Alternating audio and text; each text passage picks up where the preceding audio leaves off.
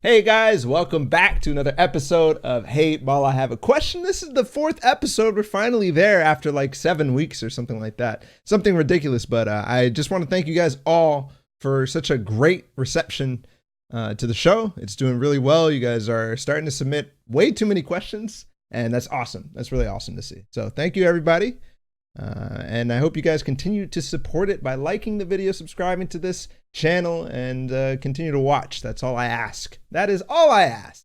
So today we've got a couple of awesome questions. I think it's gonna be a good time. I posted a little bit about what we're gonna be watching on Twitter. Today we're gonna be talking about like early game RNG, some stuff about trio decision making, composure with your team, how not to argue, that kind of stuff, and then growing as a player in the scene, like how do you put your name out there?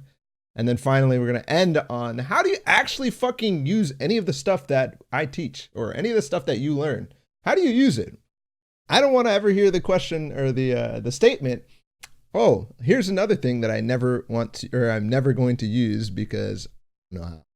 So let's get into it. Let's get into it, shall we? We've got first question here by, actually, I'm not ready. Here we go. Where are we? I was not prepared. Episode 4. There we go. Q1 by FunXD. Hey Balla, I have a question. I land Lazy Lagoon, and I usually split up the boat by 2 parts. I get the part with 5 chest spawns, and my enemy gets the part with 4 chest spawns. And still he ends up with a combat, and I usually end up with attack or a drum shotgun, and he has more shields. But I have the material advantage, so I usually die. What should I do? All right. Thank you for the submission. Again, I'm still trying to get the volumes. I should probably figure it out beforehand. But like I said before, I didn't prep for this at all. So FunXD says he lands Lazy Lagoon. He usually splits the boat in half. He gets 5 chests. His opponent gets 4. But for some reason, the guy always has a combat. And all he has is a drum shotgun and a tactical shotgun. And he dies. What should I do? Okay. All right. We talked about, I think in the first episode, we talked about like how to choose your drop spot and like how to bully people and stuff like that. But this is a more specific question about early game RNG and how to turn a bad situation into a good situation, maybe, or how to not end up in a situation like this in the first place, right? So we've talked in the past many times about having options and not putting yourself in situations where it's going to end up in a 50-50. I think the Lazy Lagoon boat is a perfect example of somewhere that almost certainly can very quickly turn into a 50-50 if you're not careful, right? So specifically in this case, you say you loot 5 chests, he loots 4 chests, and he gets a combat and stuff like that. So I already see in your question the fact that you're mentioning chest spawns as if it's the be all end all, right? As if just the fact that you loot more chests means you should get more. No, that's not how it works. There's floor loot spawns and chests are RNG, right? So it's not like just because you have 5 chest spawns does not mean you should have better loot than somebody. That's just not how it works. It's a random element in the game, okay? One chest is not going to make the difference. So don't use that and don't put that in your head. You need to erase that entire mentality from your head. You need to completely erase it, right? Obviously, it's wrong. Obviously, it's a wrong philosophy if this situation happens over and over and over and you're asking a question about it. So erase that mentality from your head. You should not have better stuff just because you loot potentially more than him. Sure, there is a loot imbalance thing, but when I talk about loot imbalance from one spot to another, I'm talking about like, you know, a good 10 chests or 10 floor loot spawns or something like that. Something ridiculous. That is what a loot imbalance based on probabilities is going to be. Probability is not going to change anything between 1 chest or 2 floor loot spawns. Okay? That's not going to make a difference at all. So erase the whole mentality of, oh, I got more loot than, or I got more chests than him. I should have more loot. I'm going to fight. I'm going to die because he actually has better. Okay. Definitely don't think that way. In fact, you're already putting, we talked about tilting the other week, right? You're already putting yourself at such a disadvantage by having that mentality in the first place, because you're probably going to tilt when you're like, oh my God, I had more loot than him. And then he has a combat and you don't. You're gonna be like, what the fuck? This game sucks, right? Like you're already gonna put that in your head, and that's the reaction you're gonna have when you find out the guy has a combat again. Okay. And then actually analyze the spot for a sec, right? Analyze what is faster to loot more. Okay, because it sounds to me like this guy, this half of the boat that you're landing at is actually probably the worst spot. Right? If you're most of the time coming out without a shotgun, then it's probably the worst half if the other guy is most of the time having a shotgun. Okay. In most early game situations, I would rather have the quicker loot options, being able to run through the boat fast and get the more loot than materials, because you talked about how you have more materials than him, you have the material imbalance. But in early game situations, having 100 mats more than somebody really doesn't make a difference. 200 mats more than somebody really doesn't make a difference. Shit. It doesn't really make a difference at all until you leave the boat almost. Right? Because that fight is going to happen so fast that you're not going to be able to spend 7,000 mats to actually have a crazy build fight. And are you really going to want to do that anyways, given that there's people nearby who drop in those areas, right? There's people who drop old cannons or old pirate base. There's people who drop in the town itself. People who drop on the beach, right? There's tons of different spots where it's like, is build fighting on the boat really the thing? Do you want to stay inside the boat? Okay. So think about that. Think about which, like, actually analyze the spot and think about which one is better. Do you want the mats more or do you want the loot more? It sounds to me like you want the loot more. Okay. So then now that we've talked about like the generic, or that we took a step back and looked at the situation from a standpoint of, oh, let's change how we go into this, right? Let's think about how we can change when it actually happens. Sometimes you're going to end up going onto that worst half of the boat, right? Sometimes you just have to, because you have a worse drop, or somebody takes it before you, or whatever, right? Or maybe two people 50-50'd on the other side. All right. You want to stay away from the cycles who are 50-50ing each other. So you take the worst half. Okay. What do? You can still win against a combat shotgun when you have a drum shotgun. You fucking Dubs and Mega won many times. I don't know how many times I watched them win fights against players that are very, very, very good, but they have the worst loadout possible. Like, that is a thing. You can still do that. You can still make it work, especially considering you said you have the material imbalance. So find out the way that you can win that fight. All right. Find out what you're going to need to do if that guy has a combat and you have a drum shotgun. Where is the best space to fight? Where is the best spot to hold high ground? Where is the best spot to hide until they run by you and you can just stay in their box and drum shotgun them to death? Okay. Think about how you want to engage with those worse tier weapons, or just forget about the fact that you have a worse tier weapon and just play the fight soundly. Right? I don't know how many fights I've won with a white drum shotgun against somebody with a combat just because I chip away from them, literally like box to box, right? They never get a shot on me, but I'm quick with my edits and I'm able to just chip them down. I'm taking one shot with a drum shotgun. I'm using it as if it was a fucking combat. And because I'm just better than that person, which I guarantee you there are some cases where you're just better than that person who has the combat, but you're tilted enough that you lose the fight anyways, that you should just win, right? Think about it, right? Think about it. Booga will win 90% of the situations that you're talking about. It's just facts, right? He is that much better.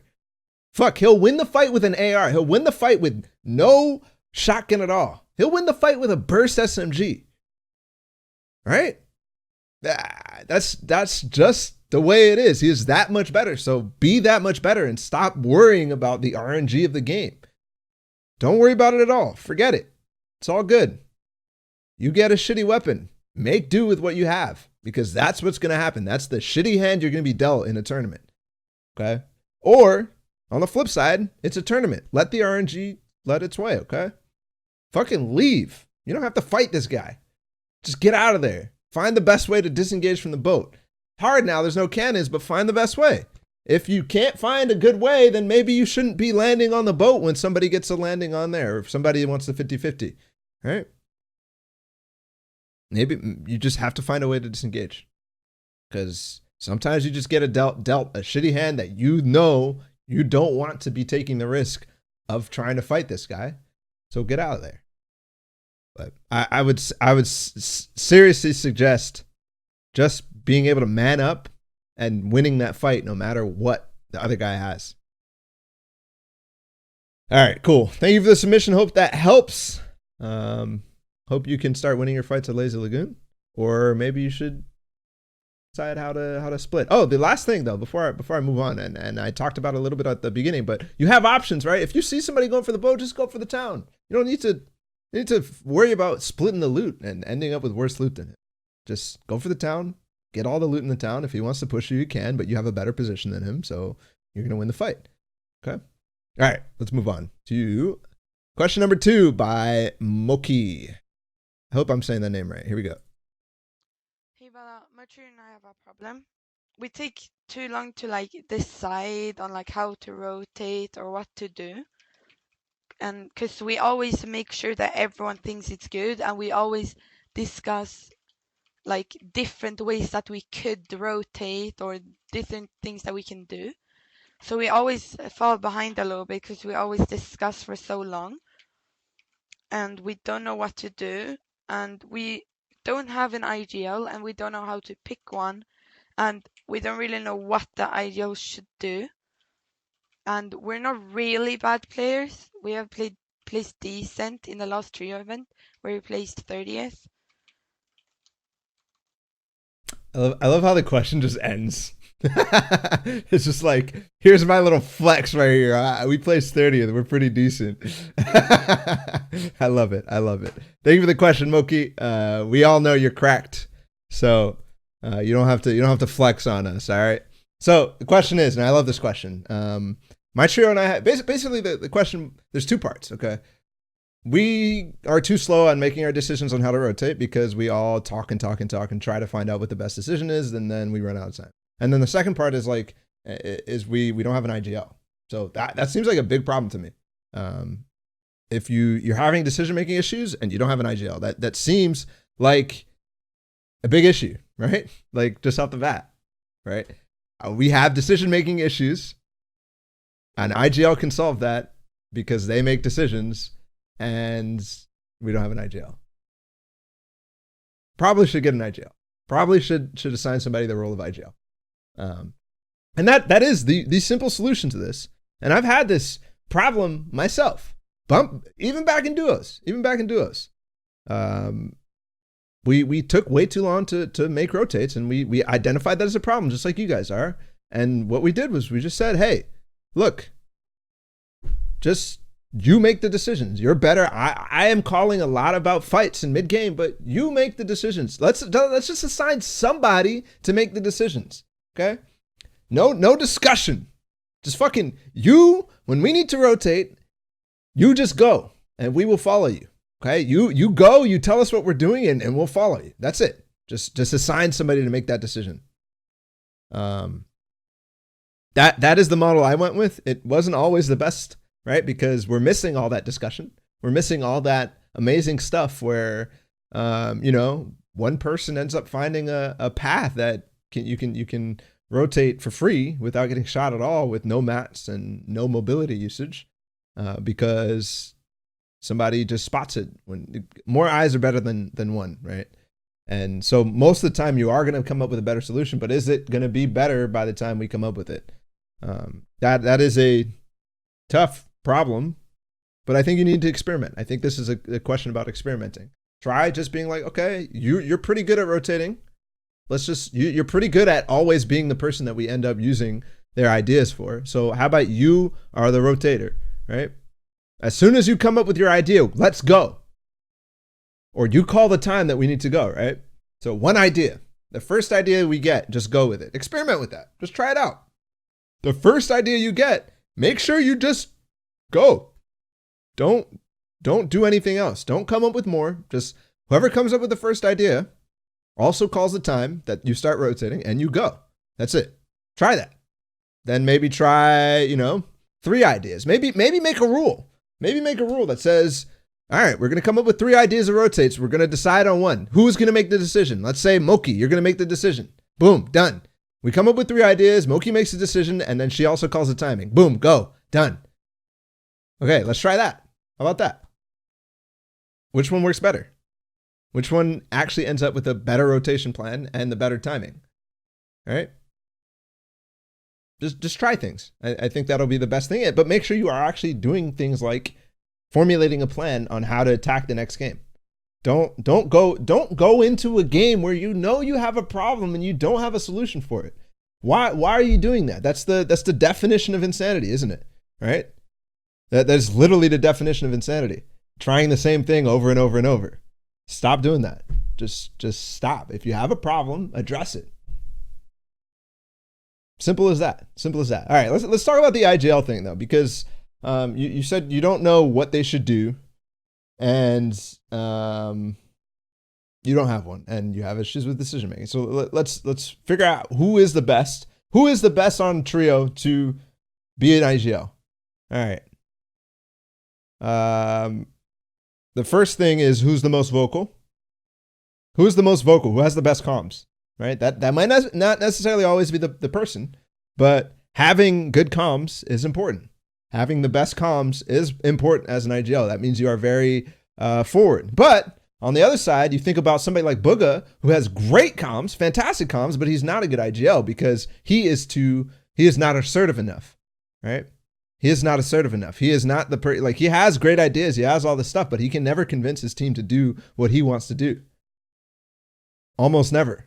Okay. So you have to find somebody who has a good comms and who is also very assertive. Who is the most assertive on your team? Think about it.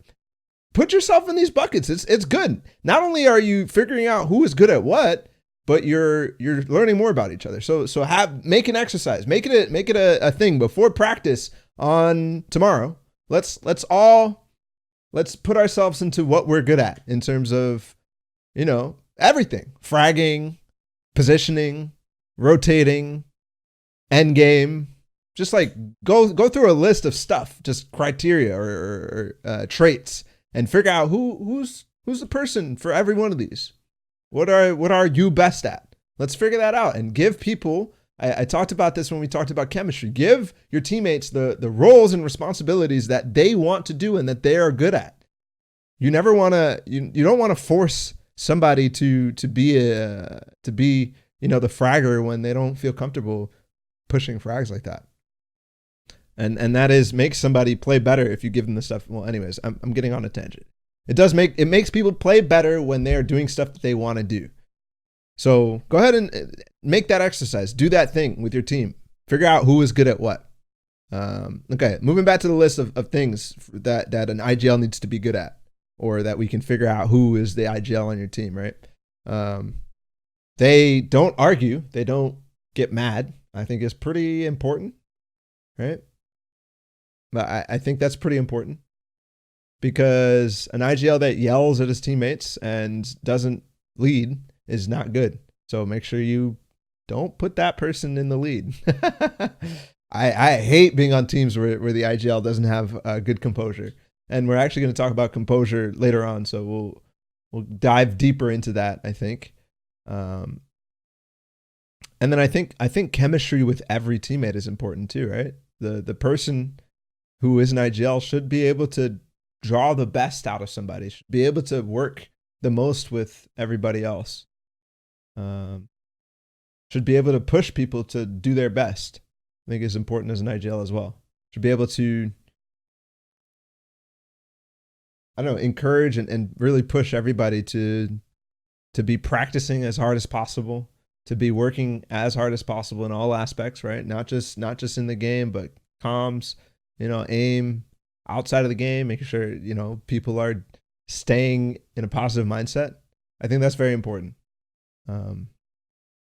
And I think that's where I've kind of actually failed in the past is encouraging my teammates to be the best version of them that they can be and helping them get there. I think I focused way too much on the strategy and like trying to teach people the best ways to play rather than having them learn to be the best on their own.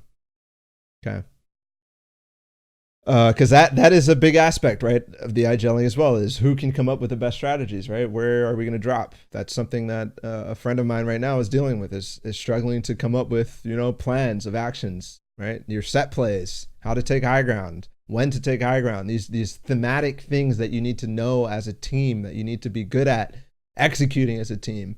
Those are the things that are important. In this game specifically, I think is very underrated, and I think not many people think about, right? There's so many teams out there that don't think about what type of team they are. Are they a Zayt and Staff Bizzle team where they take high ground in 5th zone and 6th zone every single time? Are they an Aspect Animal and at this point Bucky where they play mid ground religiously and only look for opportunities for height later? Are they a team that switches up their early game? That sort of stuff. Like every team needs to be thinking about that, and I think an IGL can help with that, but that could also be a team decision too. You don't need an IGL. Let's be clear about that. You don't need an IGL. In trios, I don't think you do. I think as long as you guys are clear about what roles each of you fill, I think you don't need to have an IGL. So let's be clear about that. You can have somebody who's calling the rotate. You can have somebody who is calling the positioning. You can have somebody who's calling the mid game rotate. Have somebody who's calling the fights. Like, let's do that. Let's do that. Assign the roles so that you guys are all clear on what you're doing and then go for it. I think that's very cool. And I think that actually leads to tons more opportunities. If it was me, if it was my team, that would be the structure that I would like the most. And that's even what I liked in my CS days when there was five members and there is traditionally an IGL, right? I would still like to be a leader, but I almost always loved when my teammates were mini IGLs, where they were able to make their own calls and they were able to make their own judgments and able to make their split-second decisions. They weren't tied to me. I wasn't tying a chain to them and making them, do certain things. I was giving them a lot of freedom. And those are my best teams because with freedom become the best things. Like we talked about in the beginning, you're not always going to see the best decision. You're not always going to see the best decision as an IGL. Your other eyes are just as important. So having that discussion is good, but you need to know when are the spots you have to make quick decisions.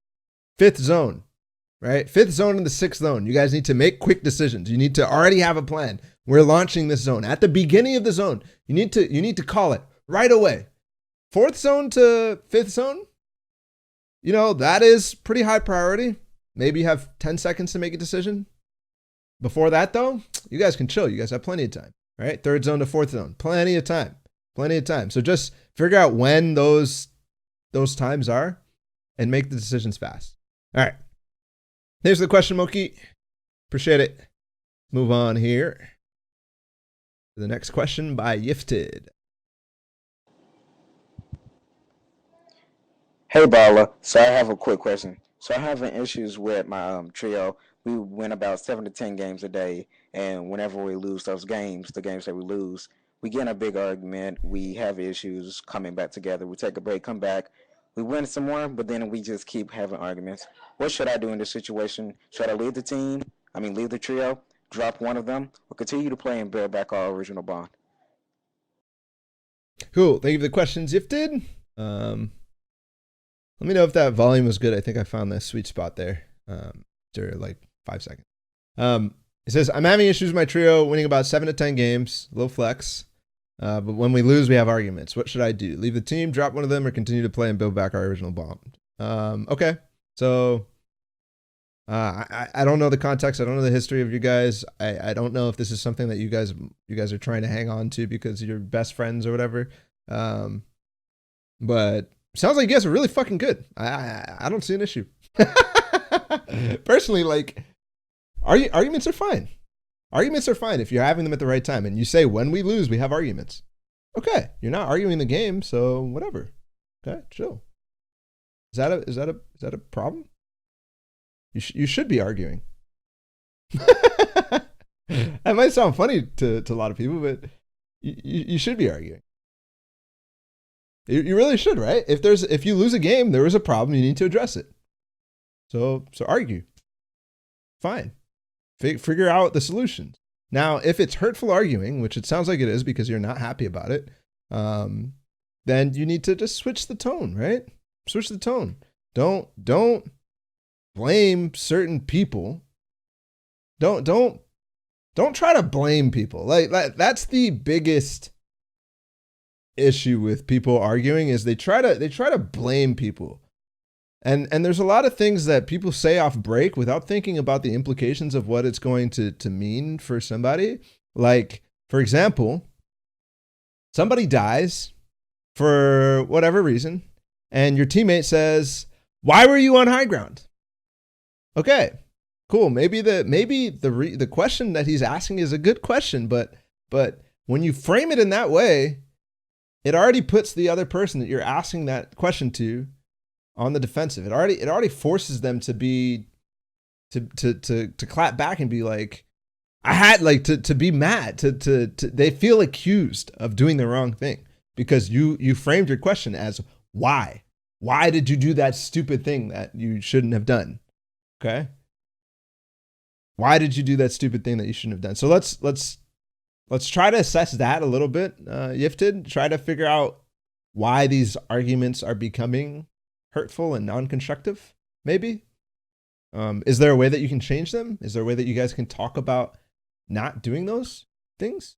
Not starting the sentences in certain ways, or trying to figure out how to make it so that it's not accusatory, but actually a positive influence on everybody, right? So instead of saying, why were you on high ground? Try, hey, you were on high ground when I was low ground and I was getting shot. You have to think a little bit more about the way that you frame the question like that. So, hey, you were on high ground. I think it would have been better if you were down below with me when I was getting pushed on the box, right? How about that? How about that as an answer? I think that would have been good, actually. Right? So if you just frame it slightly differently, then all of a sudden it's not accusatory and it's like, oh, yeah, you're right. I should have been off of high ground. I should have gone down and been pressuring the guy who was pressuring you, right? Something like that. Yo, Outlet, thank you for the host, my man. Appreciate it. So what should you do? Leave the team, drop one of them, or continue to play and build back our original bond? Again, this is up to you. I don't know the situation. I don't know how long you guys have been having this thing. Sounds like you guys are having a good time. You guys are winning a lot of games. But it's up to you to determine whether you guys are actually improving or not. If you guys are actually going to perform well when push comes to shove or not. That's the real thing. To me, it's not about your bond. It's about, are you guys going to reach the goals you want to reach? And are you on a path to do that? I think that's important. I think that is very, very, very important. So if it was me, I would always encourage you to stay and build back your original bonds. If I was on that team, I would definitely be like, guys, we got to work this out. But again, if you're not reaching the goals that you guys are wanting, if you're not having a good time, if you're always, even when you're winning the games, it's not fun, then sure, maybe it's time to leave the team. Is there a culprit though? That's where that drop one of them starts to become relevant. Is there a culprit? Is there somebody forcing these arguments? Is there somebody who's always accusing people of doing the wrong thing? Is that possible? Because if it is, then hey, you got an easy scapegoat. Just drop them.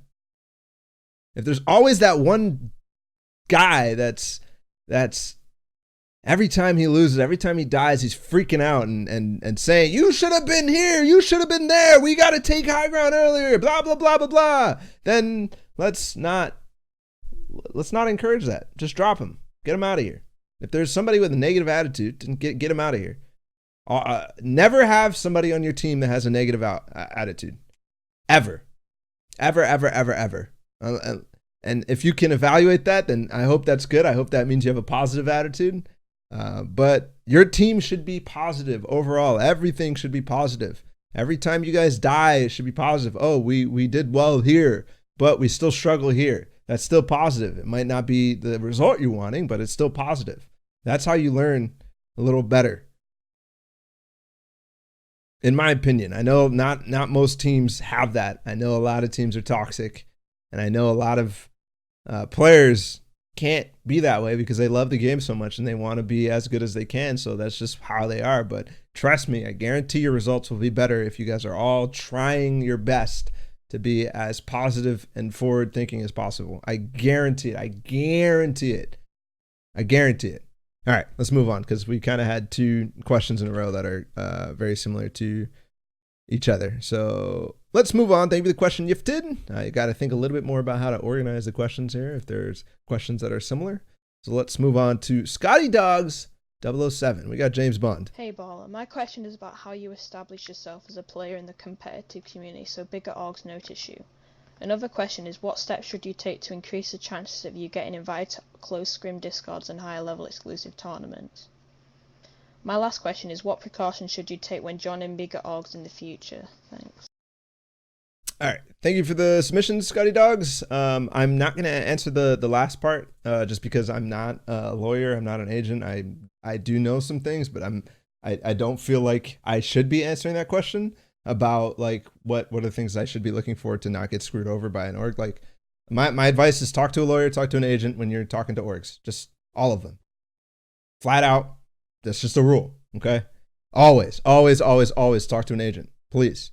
All right. Let's get to the other part of the question because I really like the other part of it, which was basically, there was 2 parts, but it was basically how do you establish yourself as a player in the competitive scene, right? There was both that part of it, and then there was also like how to join high-level scrim discords, but we can just jumble it all into one thing because the answers are the same for both. The answers are 100% the same for both. Getting spotted by an org and also getting picked up by closed scrim discords. Okay. And the very obvious answer is perform. Perform. That is the first thing that you need to do is you need to perform. You need to do well. You need to have good placements. That is the number one thing that orgs are going to look at. And that's the first thing they're going to look at. That might not be the number one or most important thing that they're going to look at, but it is going to be for those closed scrim discords. It is 100% going to be the first thing that, Infamous is looking at when he sees random Joe Schmo try to get into Pratt Court. Or that's the first thing that it is going to look at when they have an application for somebody to join closed custom.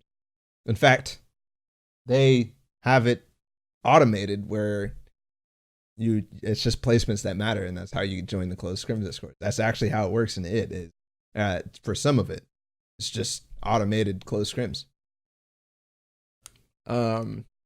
Actually, I don't want to have. So yeah, placements, performance. That's the way to get spotted by an org. That is the way to get into scrim discords. What else? What else can you do? What else can you do? You can grow your brand. Okay, that means stream. That means post to Instagram. That means post to Twitter. That means make content that people want to watch. That means post to fucking Facebook and YouTube, whatever. Use your socials. Use that way to gain exposure, right? These are all platforms to get people to see your stuff, okay?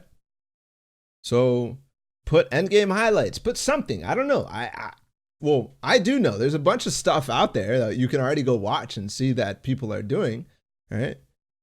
That is the best way for people to get to see stuff. Post stuff on platforms that try to get you exposure. Twitter, YouTube, Instagram, Twitch, all this stuff. Good ways to get out, get your name out there. Fuck, Discord, okay? Very important. Make content that people want to watch and people are going to be excited about and interact with, because when they start interacting, that is when orgs start noticing too. They're like, oh, okay, I see this guy. So when the time comes around, that org manager for Team Secret is going to be like, oh, I've seen this guy's clip. When your resume finally comes across their table, they're going to be like, oh, I've seen this guy. I've seen his posts on Reddit. I've seen his clips. I know who he is. I've heard his name. That's a step in the door. That's a foot in the door, right? you've got to finish that with good placements and actually be a person that they want, right? Very important. But that whole part, social media, is actually probably the more important thing to an org in most cases than having good placement.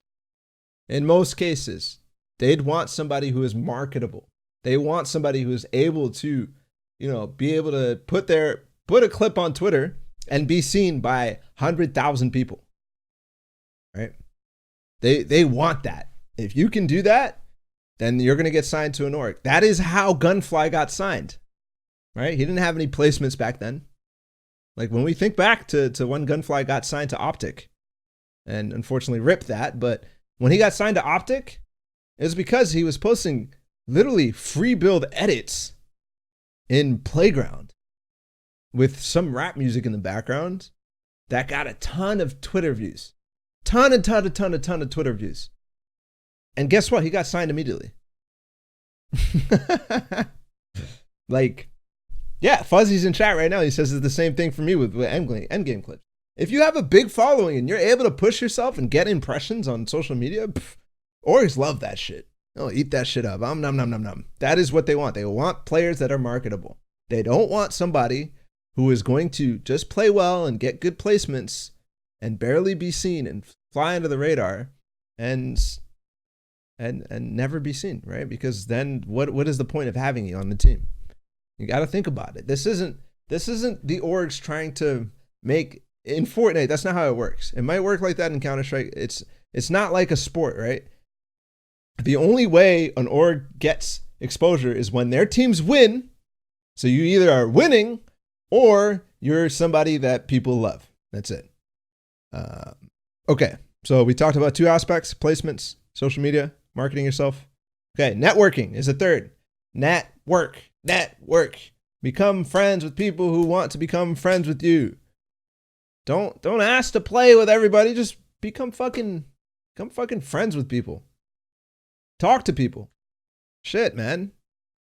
I don't know if Anthony Fuji's in the chat right now, but this man literally networks with every I don't know, every single person knows this guy. And Anthony, I don't even know if he streams. I don't even know if he plays the game, but everybody knows him. If Anthony's here, I'm sorry. Oh my goodness. Literally though, there are some people who are so good at networking that they get opportunities. I won't name drop anymore, because that might be a little bit hurtful. But there's there are ways. Actually, there's a bunch of examples back in the CS scene where it's literally the worst players ever. And I got so frustrated with this because I was grinding my ass off and never making it to invite.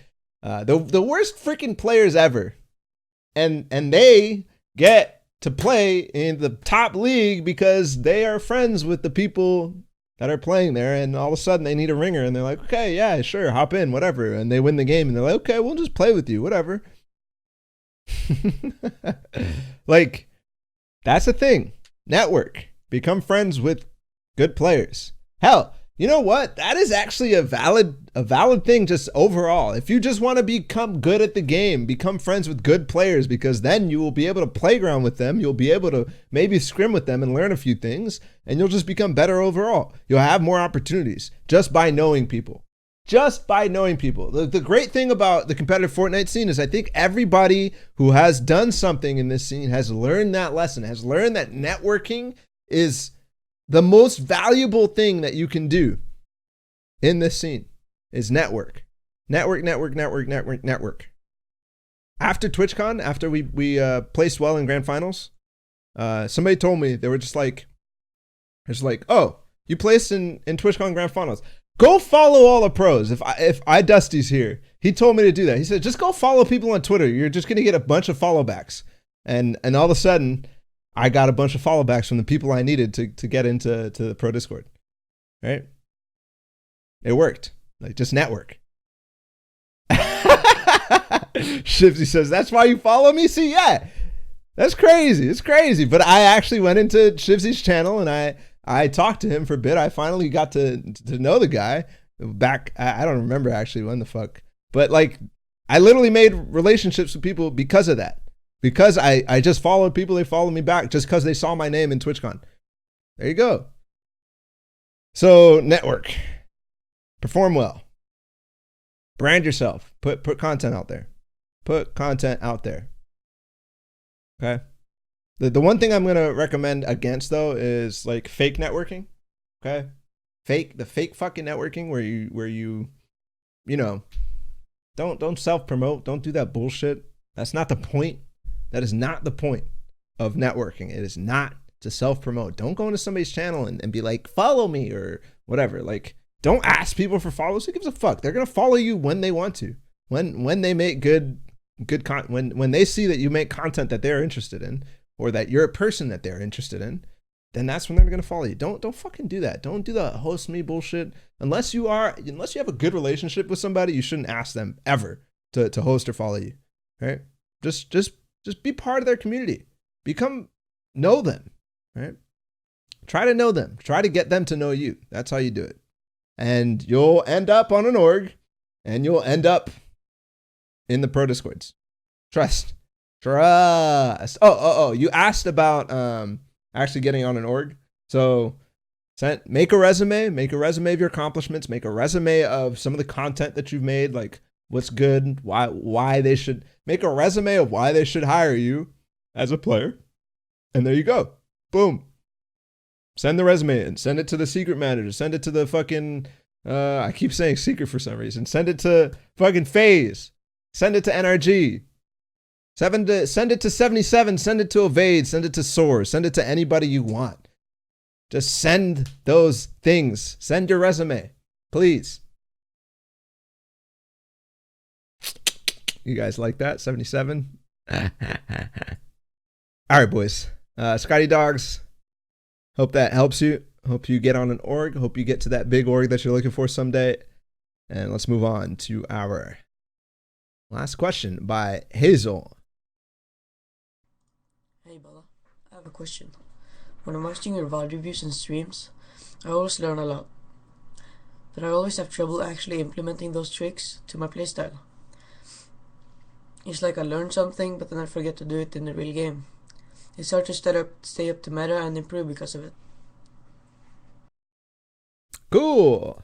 I love this question. Thank you, Hazel, for the submission.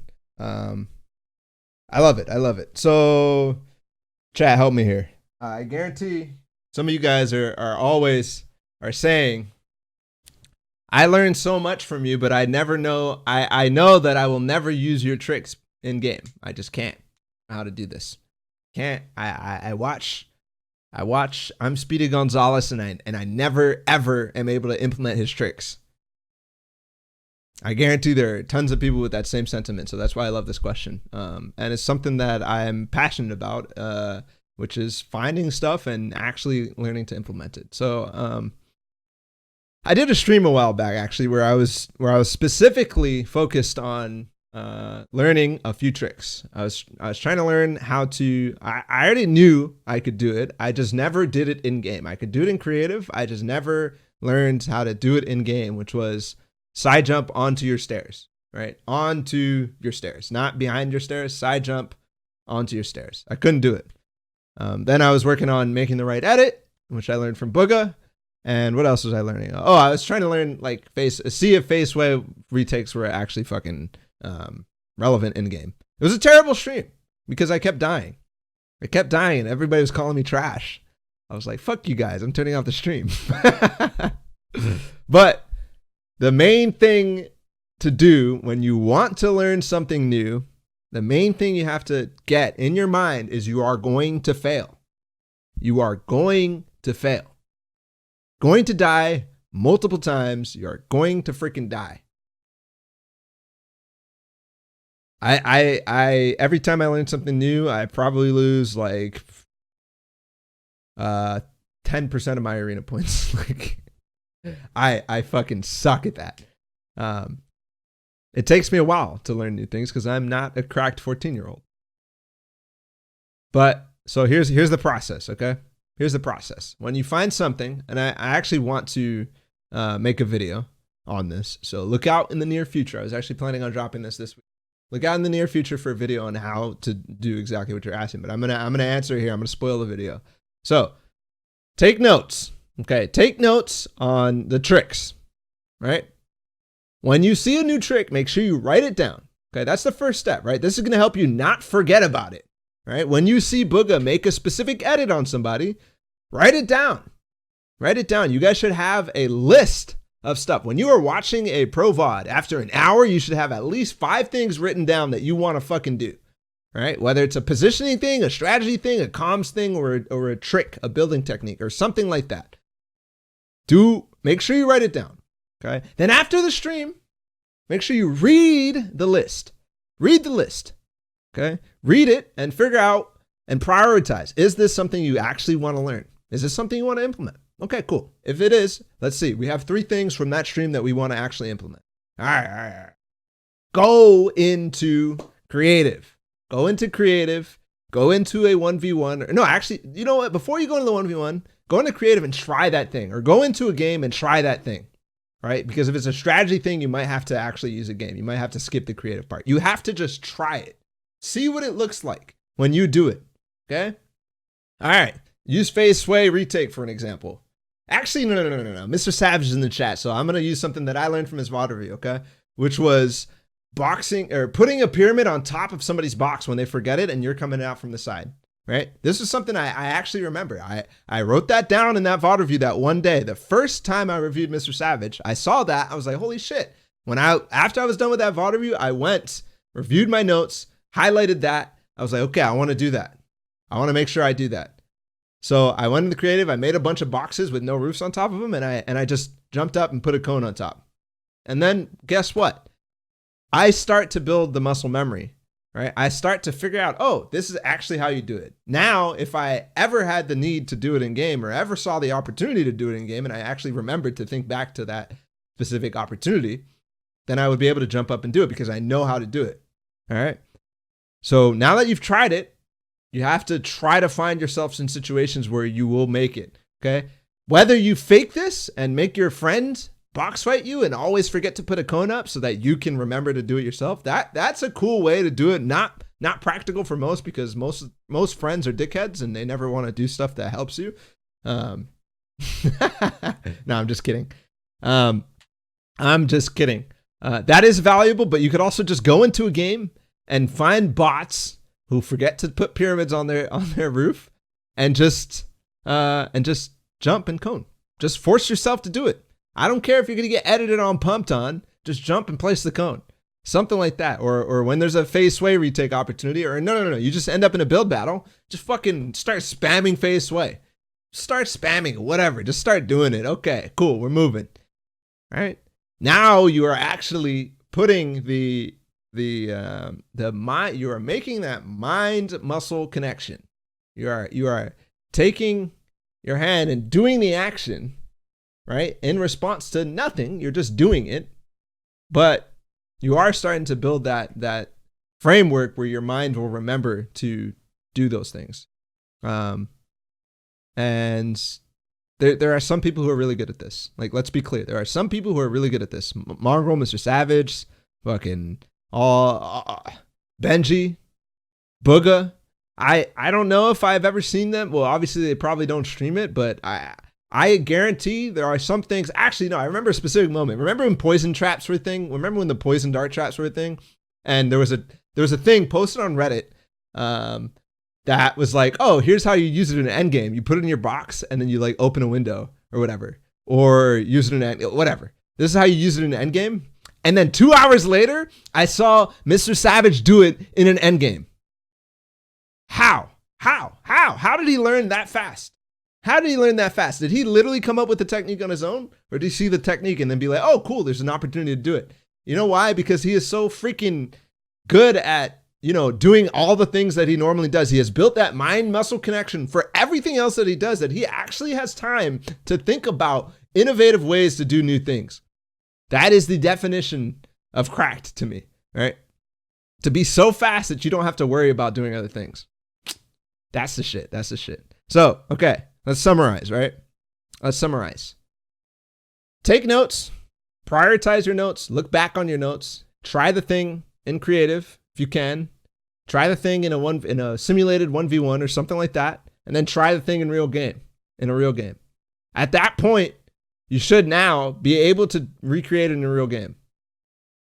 I'll give another example. This was way back. I was watching a Tixi video where he got like 42 kills in solo squads back when that was actually crazy to do.